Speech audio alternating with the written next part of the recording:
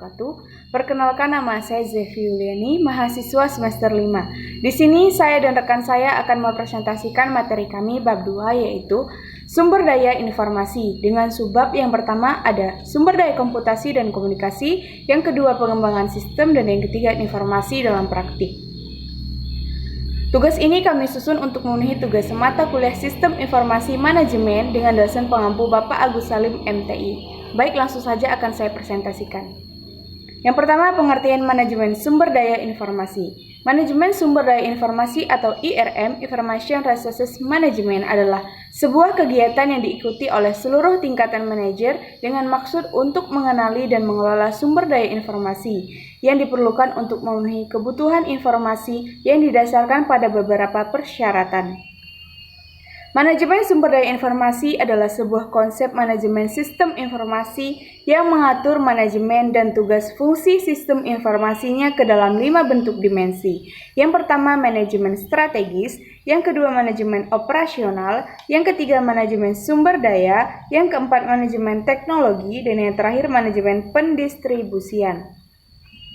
Pengelola sumber daya informasi, yaitu ada unit khusus yang menangani sumber daya informasi yang disebut dengan layanan atau jasa informasi yang dikelola oleh seorang manajer yang dapat saja berstatus wakil direktur.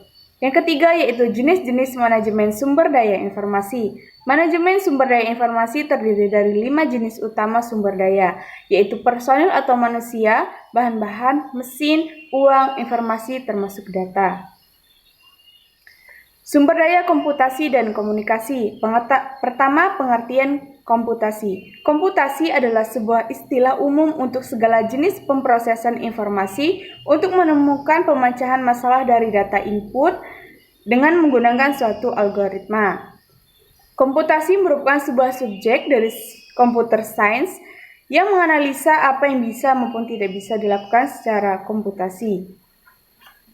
Pengertian menurut Dwi Jati Wibowo, komputasi adalah algoritma yang digunakan untuk menemukan suatu cara dalam memecahkan masalah dari sebuah data input. Data input di sini adalah sebuah masukan yang berasal dari luar lingkungan sistem. Selanjutnya yaitu peranti keras.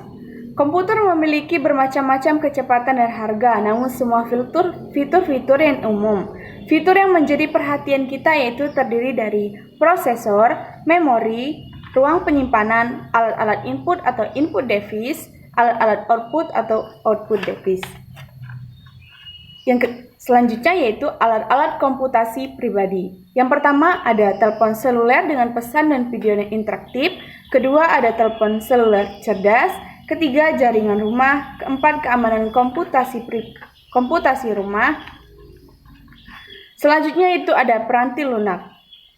Terdapat beberapa jenis peranti lunak. Yang pertama ada peranti lunak sistem, yang kedua peranti lunak aplikasi, dan yang ketiga peranti lunak yang mudah digunakan. Pengertian komunikasi. Komunikasi adalah suatu proses penyampaian informasi, pesan, ide, gagasan dari satu pihak kepada pihak lain. Pada umumnya komunikasi dilakukan secara lisan atau verbal yang dapat dimengerti oleh kedua belah pihak.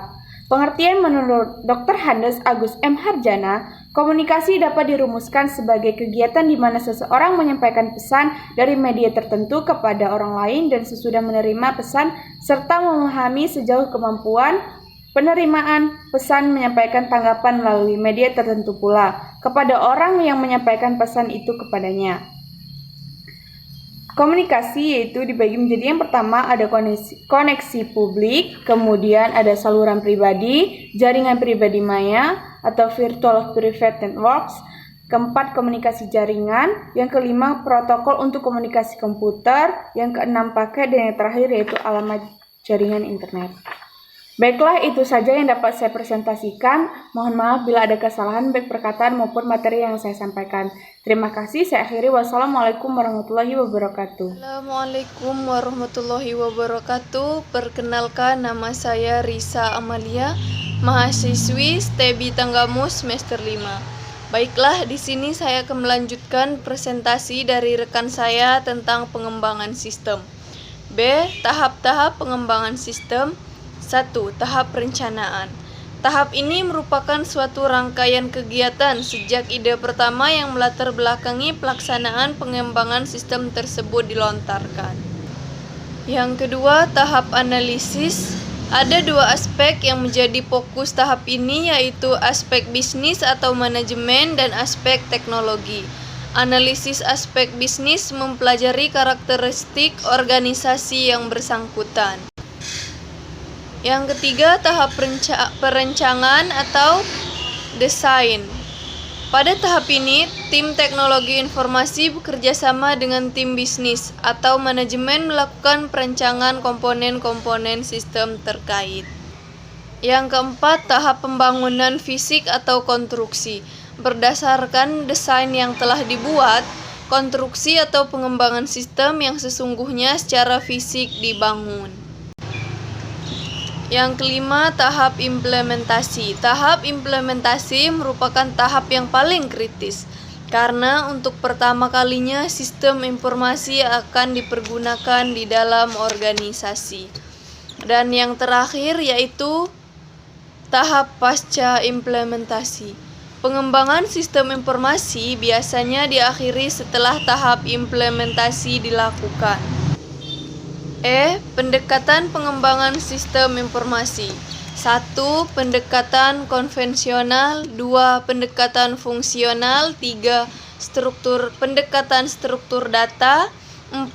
Information engineering. Dan yang terakhir adalah pendekatan objek.